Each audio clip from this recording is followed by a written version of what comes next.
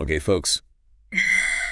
So today we're going to dive deep into something Oh, yeah. that is pretty crucial to all of us, Yeah. cardiovascular health. Yeah, keeping that ticker strong. Absolutely. Keeps us going, right? It really does. I mean, without it, Yeah. we don't have much else, do we?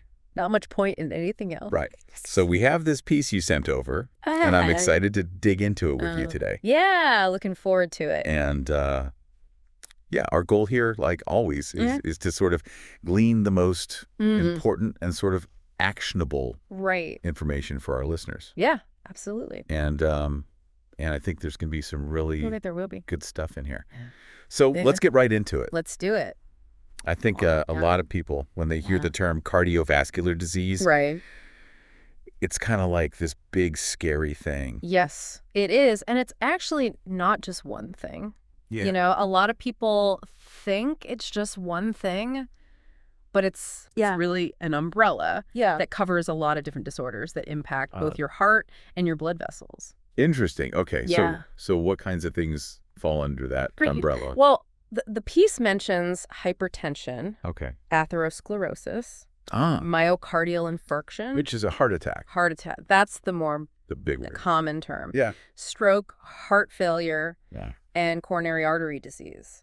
It's quite a list. It is, yeah. But a daunting list. Yeah, and sadly, these are some of the leading causes of death worldwide. Wow. Yeah, it's a big problem. Yeah.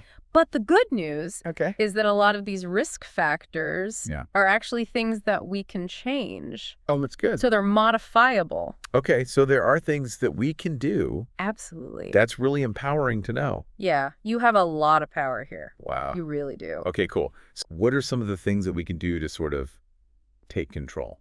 If you're enjoying this or finding it helpful, don't forget to like the video to support me and subscribe so you won't miss out on future tips.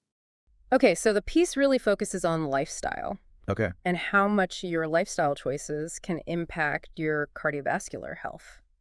So what does it say about diet specifically? So the big thing is eating a diet rich in fruits and vegetables. Okay, beyond just eating healthy.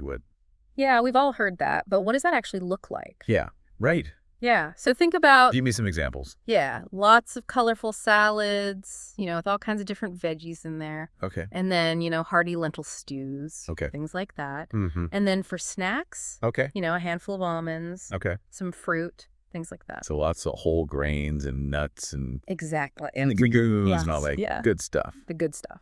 Okay, so we got that part down. Yeah. But what about fats?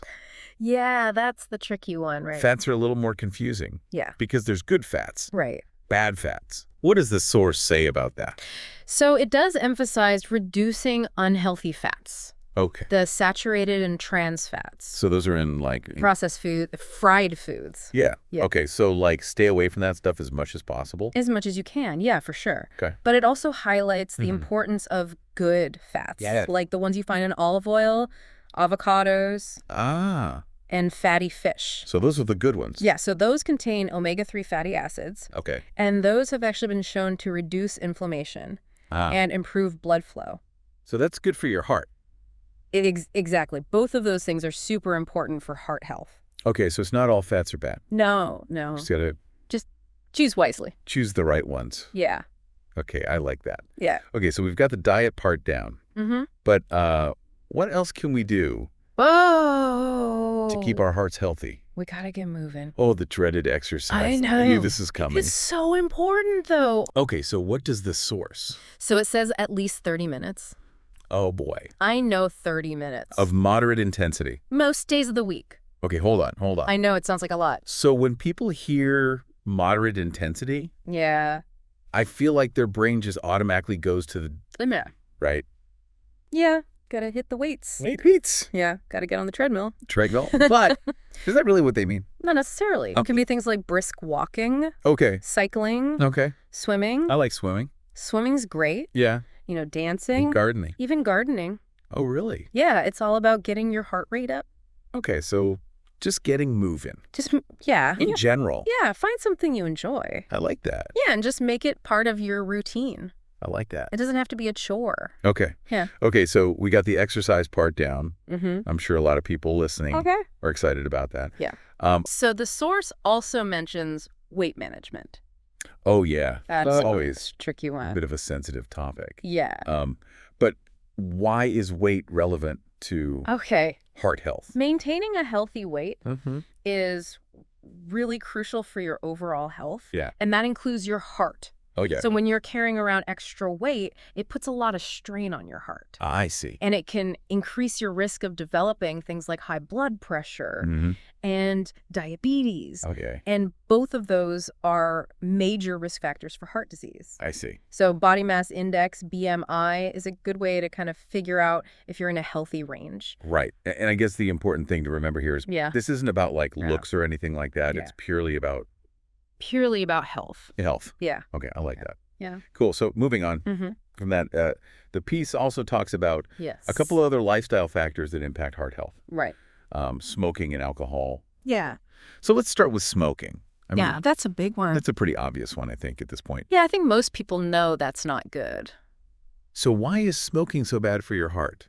Okay, so basically it damages your blood vessels. Oh, okay. It raises your blood pressure, and it reduces the amount of oxygen that your heart receives. Wow. Okay, so it's like it's a triple whammy. triple threat. Yeah. Okay. And then alcohol.